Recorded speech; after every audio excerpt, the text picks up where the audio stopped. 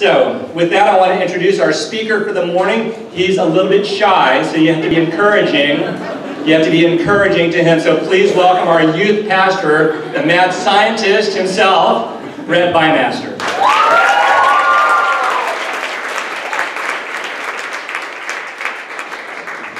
I hope you guys have all recovered from the Christmas binge. This morning, like Brad said, we're doing an all-church service, so I want to invite up all of our young people to come up here and join me. So come on up. If you are a young person, come on up and join me. It's story time with Brett. All right. A little more enthusiasm at the 11 o'clock service. That's awesome. Come on up, and maybe if a few youth want to come too, that'd be fun. But they're hiding in the back. Oh, right here, right here. This is my crew. Okay, awesome. All right, come on up. Let's see anybody else. Any young people out there? All right, good job. I got one youth. Great. All right. Okay. So I want you guys to kind of sit down over here on the stage. Come over here. Come on, Owen. Come over here. Because I said so. Don't you hear your parents say that? So frustrating. Okay. Okay. Come on, Tommy. Nehemiah, come sit over here. There we go. Need my space. Here, guys. Come sit over here. Good job. All right. Go ahead and have a seat. Awesome. Well, I hope you guys had an awesome, awesome Christmas. You know, this week, oh, I got an opposite one already. This week's a weird week because, like, you haven't gone to school yet, but you're, like, recovering from, like, all the insanity of Christmas. And it's a great chance to step back and think about things. So I have a story that I want to share with you guys. I have an awesome story. Oh, wait, shoot, you know what? There's something I'm supposed to say. Oh, I remember what it is. Before I start, I need to give a quick ad from our sponsor. Today, are you guys ready? Today, our story is sponsored by P. Today, our story is sponsored by P. The letter P. The letter P. Now, can you guys think of something that Christians do that starts with a P? Peace. Oh, that's a good idea. What else? What else, Larry? Pray. Pray. So today we are talking about prayer. Today we are sponsored by the letter P. Now we're not just talking about prayer. Pastor also starts with P. So we're going to be talking about a pastor who prayed. And it turns out that this pastor's name is Pancho. So this morning, we are talking about PPP. Alright? Get your heads out of the gutter. Wow. We're talking about PP this morning. Pastor Pancho. So I want to tell you this awesome story about this guy named Pastor Pancho. Are you guys ready for this? Pastor Pancho. Okay, are you guys paying attention? All right, here we go. So, Pastor Pancho lived in a whole different country called Mexico. All right? And Pastor Pancho lived in a city named Juarez. Now, I need to tell you a little bit about this city in order for you to understand this story. So, Juarez is a city that's pretty difficult. It's a city that has a lot of violence. In fact, the violence is so bad that the moms in Juarez won't let their kids go outside and play. So you're kind of stuck inside. And what happens in Juarez is people get murdered every day. Thousands of people are murdered a year. 5 or 10 or 15 people murdered every day. It's an incredibly violent and dangerous place. And there are these people who are incredibly evil. They're called sicarios, or assassins. And they make their money by killing people. Murder is such a terrible thing. And every single night they go out on the street and make money killing people. And the city is so full of violence. You can't walk around the street. You can't go outside and play.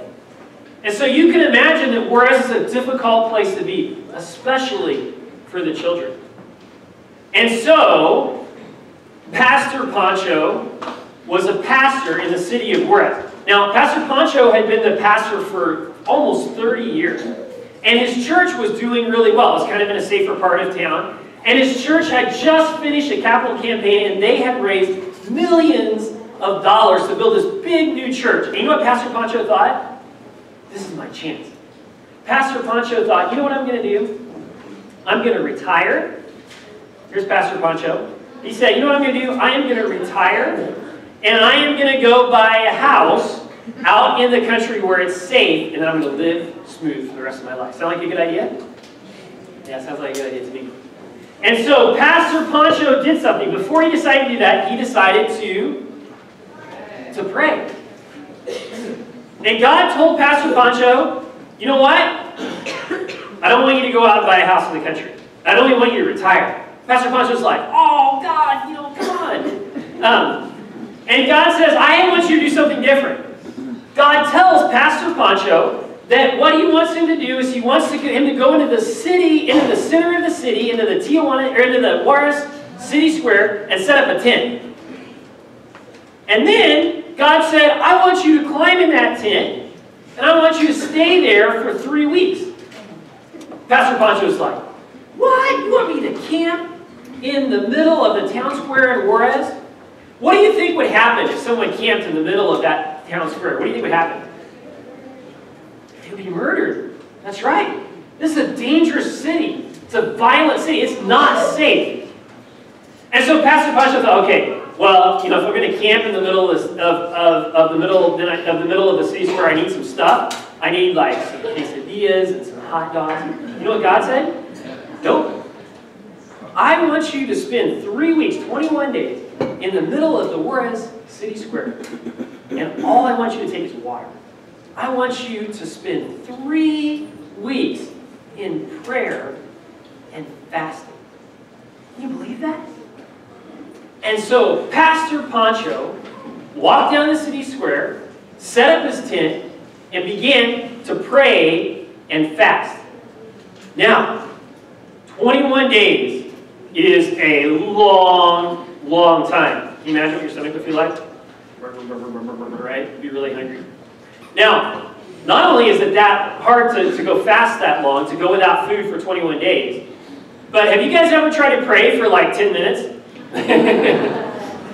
And Pastor Pancho was called to pray for 21 days straight. So Pastor Pancho goes in the middle of the square, sets up his tent, and begins to pray. Like after the first meal, he was like dying. He's like, man, I want my enchiladas. But he just fasted. And he began to pray. And then he's like, what can I pray about? Like, what am I going to do? And so as Pastor Pancho thought about it, he thought, you know what I should do? I should pray the Lord's Prayer. You see, in the New Testament, Jesus gives us this prayer. He tells us how to pray. And it's a really incredible prayer. So Pastor Pancho sat down. He said, you know what I'm going to do? I'm going to pray. And so he begins to say the Lord's Prayer. And I have it right over here. Do you guys want to say it with me? Are you ready? Can you guys see it right there? Here we go. Our Father in heaven, hallowed be your name. Now, I want you guys to take a look at this. There's this word right here, hallowed. Can you guys see that word right there? It's kind of a funny word because if you take away that D, it looks just like Halloween. You notice that? Hallowed. It looks just like Halloween. Now, let me tell you what that word means because it's important for you to understand it. You know how when you go trick-or-treating, you knock on a door, and someone gives you like one of those candy corn things? You're like, oh, right? Or they give you an apple. Are you serious? Give me a break. It's terrible. But then you knock on a door, and somebody gives you one of those like giant Hershey bars with a $1 bill taped to the backside and 5 cookies, and you're like, hallowed! That's what hallowed is. You're like, yeah, this is awesome. So what Jesus is saying there is when you think about God, you ought to think of God like the perfect Halloween candy where you're just like, yeah, this is awesome! God is so awesome. We're supposed to go to God and say, hallowed be your name. I praise you. You are so good. And so Pastor Pancho sits down and prays in the town square. And he's like, God, you are so good. You are so awesome. He says, God, I love you so much.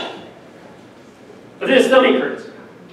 And he gets ready to go to bed, and he's worried that he's going to be murdered. And he looks around and he says, God, I love you so much. But this city is hard. I don't know if I love this city like that. And God said, just stick around and listen to me. The next day, he wakes up, and this reporter shows up. And this reporter says, Pastor Pancho, what are you doing here? The reporter says, are you doing a hunger strike? Pastor Pancho says, no. The reporter says, what are you angry about? He says, I'm not angry about anything. They're like, what are you protesting against? He's like, I'm not protesting anything. I'm just here praying and fasting. And the reporter says, well, what are you doing? And Pastor Pancho says, I'm listening to God. I'm listening to God.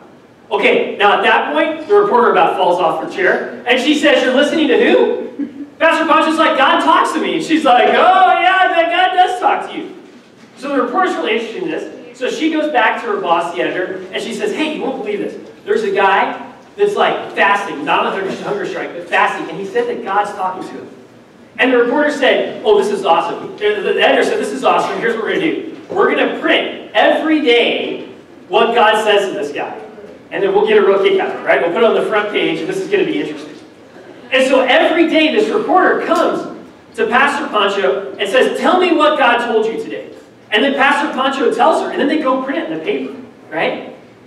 So the next day, Pastor Pancho wakes up, and he begins to pray. You know what he prays? You ready? Let's read this. Okay. Your kingdom come, your will be done on earth as it is in heaven. Now, check this out. God said that your will be done on earth as it already is in heaven. Now, you might wonder, well, what does God's will look like in heaven? Okay? What does God's will look like in heaven? Let me break it down. Just imagine Whoville. Imagine Whoville without the Grinch. Okay? That's what God's will looks like. It looks like Whoville without the Grinch. It's like beautiful, this amazing place. But Pastor Pancho looks around, and Juarez looks like Grinch without the Whoville, right? Things aren't good. God's will is not being done. But God comes to Pastor Pancho, and he says, I want you to imagine what it would be like if my will was done in Juarez. So the next day, the reporter shows up, and Pastor Pancho says to the reporter, God is going to transform the city. The city is going to change. And the reporter just laughs at him. This is a true story. The reporter just laughs at him. And she says, don't you know, everybody has tried everything to fix the city. They had brought in literally like 10,000 Mexican Marines to bring safety on the street. They had tried to revamp the police. They had done everything. And nothing ever changed. And so here's this guy who's really hungry, who's not protesting anything, who is listening to God. Okay, that's weird, right? And he says that the city's going to be transformed, right? So they wrote it in the newspaper. Everybody read it and laughed, okay? The next day, he wakes up, and guess what comes next? He begins to pray the next prayer. You guys ready to read it with me? Here you go. Give us today our daily bread. So what does that mean? You see, what Jesus is telling us here is to look around and see what is good. Just like the little things. Now, it's a little ironic to say that while you're fasting. Almost mean. Pastor Pancho looks around and says, well, what's good in this city? As he looks out down the town square, he sees the Juarez prison. And the Juarez prison is one of the worst places. This like violent, drug-infested prison full of really evil, terrible people. And the prison had a terrible drug problem. Everybody was addicted to drugs. It was awful.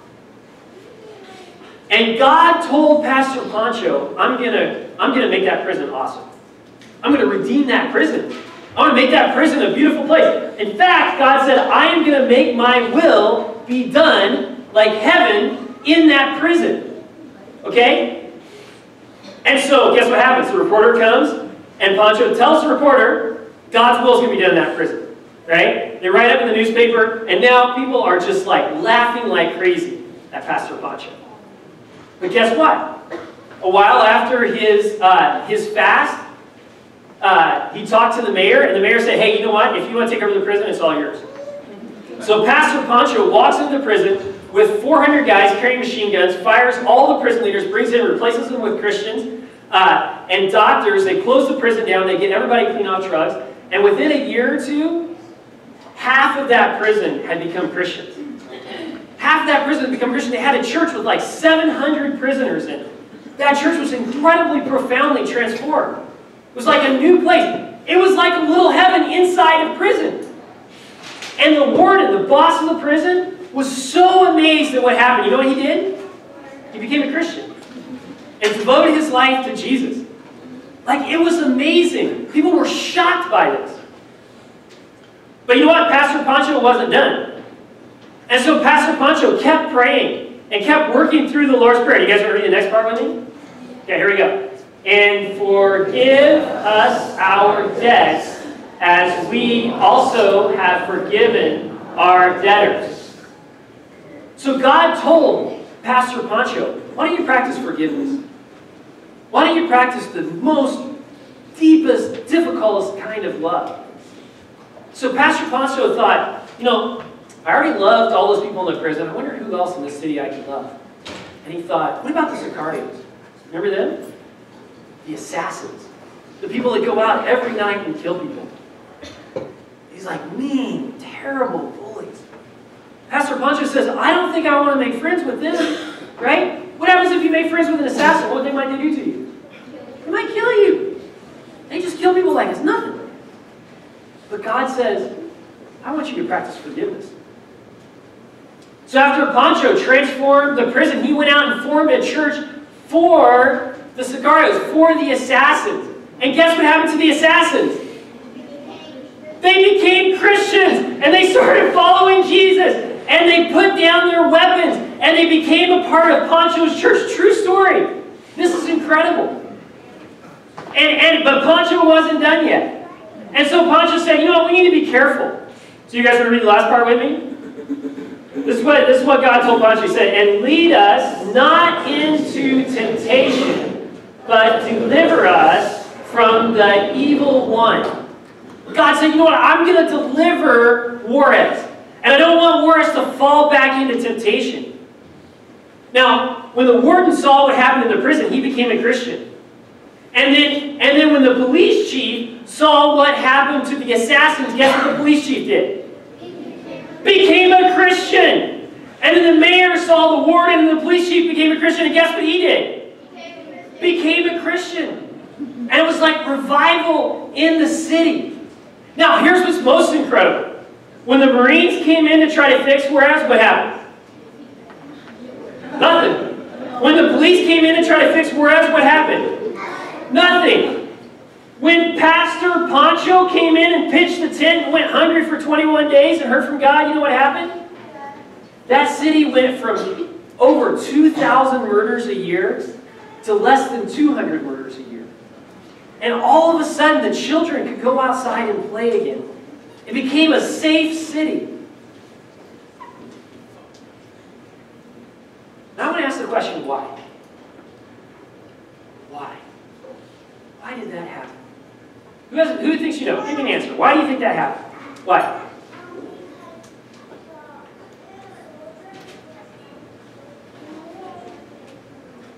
The soldiers were trying to kill people, make more money. Good. But why? Why did it get better? Why did it get better? Yeah. You know what?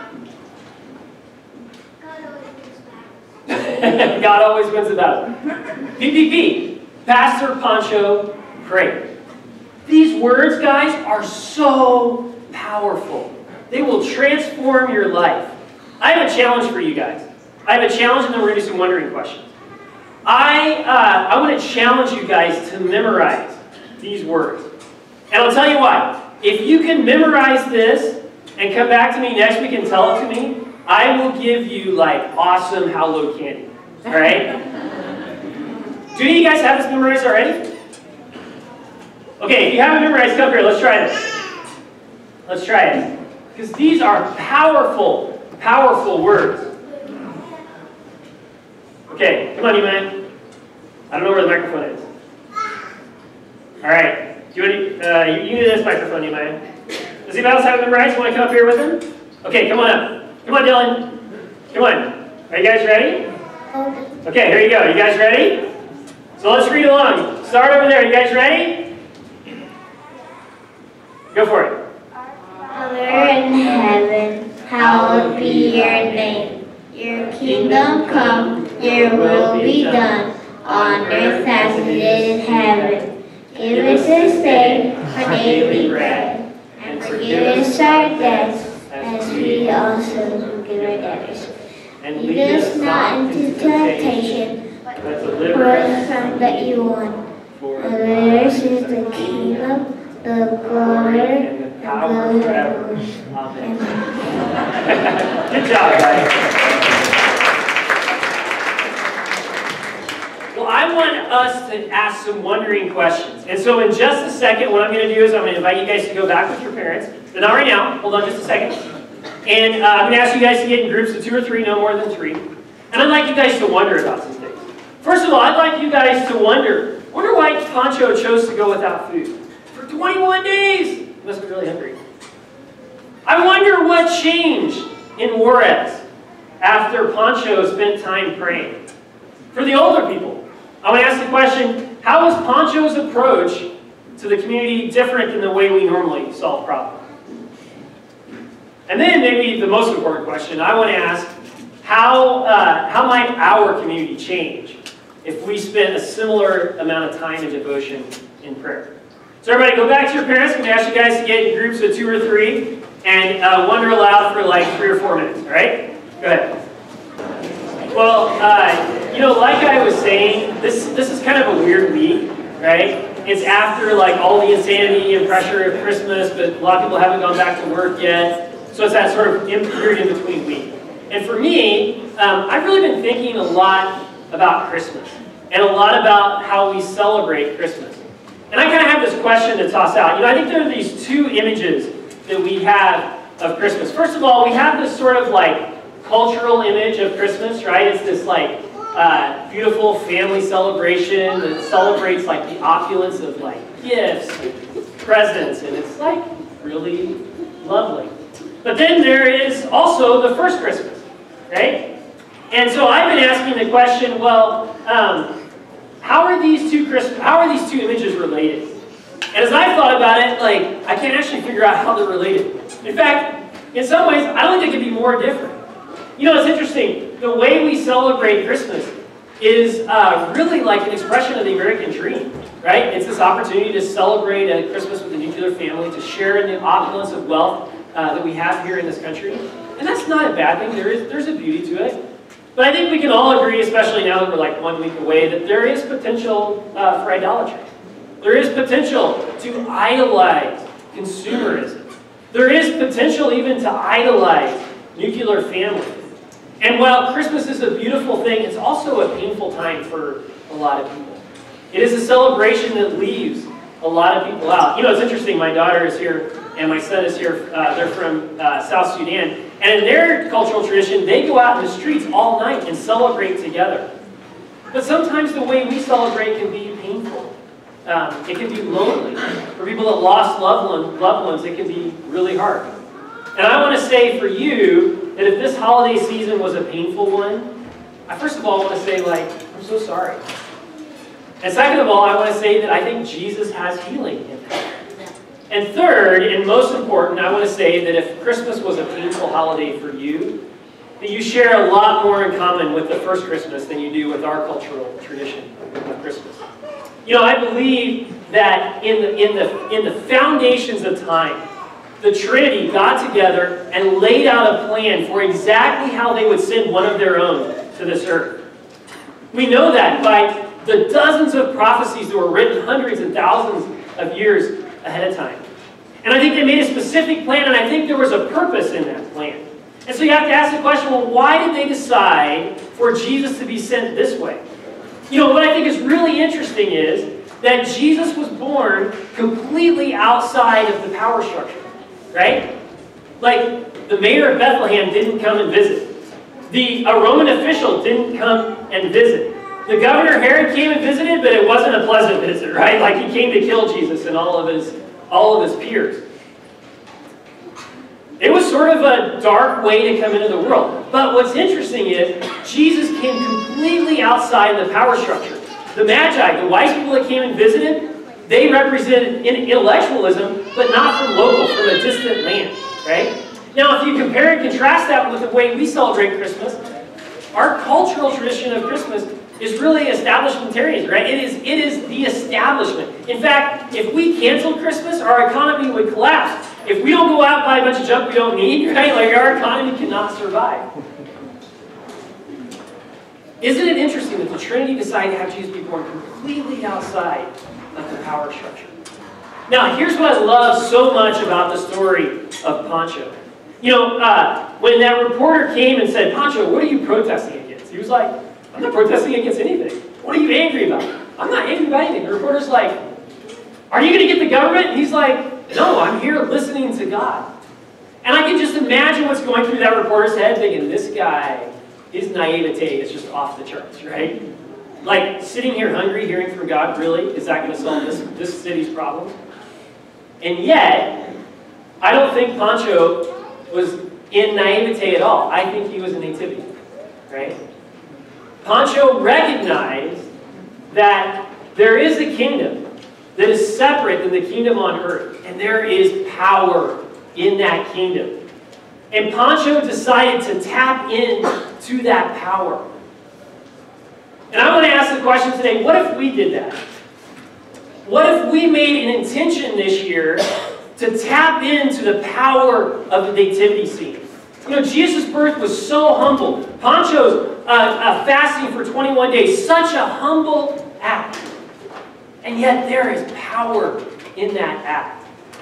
What if this year we made an intention to spend more time reading the Bible than we do reading the news? What if we spent more time this year in prayer and fasting than we do either complaining about or praising the government? What if we were more interested in what God's will is than what our president's will is? Imagine how that would transform us. Imagine if we made an intention to be more nativity people than people that celebrate the American dream. What if we let go of the American dream and tap into God's kingdom? So it is my intention for this year, as I've been writing out my intention statement, working on a series this year of working on intention, it is my intention to spend time in prayer and fasting and to learn how to become submissive to the will of God and find passion in following God's will. And I want to invite you to join me in that. It's my intention this year to spend the first Monday of every month in prayer and fasting. The first Monday of every month. You know, there's only 12 first Mondays. It's not that many. To spend the first Monday of every month in prayer and fasting, to just skip breakfast and lunch and spend the time that I would have spent eating praying for my community, praying for my neighborhood, praying for my schools. Imagine what would happen if we all did that. What if you spent time at lunch praying for your company, praying that God would transform them, that beautiful things would happen. Imagine if you spent your lunch hour at school praying and fasting, praying that God would transform your school. I think amazing things could happen. And so I want to invite you to join me. If you're interested in joining me, during the worship time, there's a sign-up sheet over here, and you can just write down your name and your phone number and email address. And I'd love for some of us to partner together, pressing into what it looks like to live out nativity power and spending time praying and fasting for the communities that we live in. I think God could do some powerful things. So we're entering into a time of worship here, and I'd love to invite you to get up and move around. Over here, there's an opportunity to write out the Lord's Prayer. In the back, there's a graffiti wall where you can think about the power of these words that Jesus gave us. There's an art station in the back. Like I said, you can sign up to join me in prayer and fasting on the first Monday of every month. There's also communion up here that you can come and partake and celebrate the power of the death and resurrection of Jesus. And I'd love to invite you to come over to the prayer wall. Particularly if Christmas is a hard season for you, if you feel left out by this season, I'd love for you to come over and experience the healing prayer of Jesus. So as I invite up the worship band, I want to pray for us.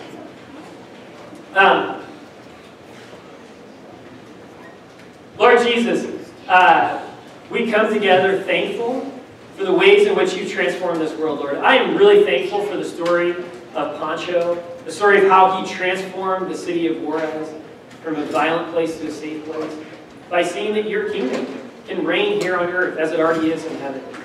God, I pray that this year we can press into an intention to live out the nativity scene, to live into the humble power of the Lord, to spend more time in prayer and fasting than we do paying attention to the powers to be that surround us, God. Spend more time looking towards you instead of looking towards the news, Lord. To spend more time looking into our community than we do pursuing the American dream.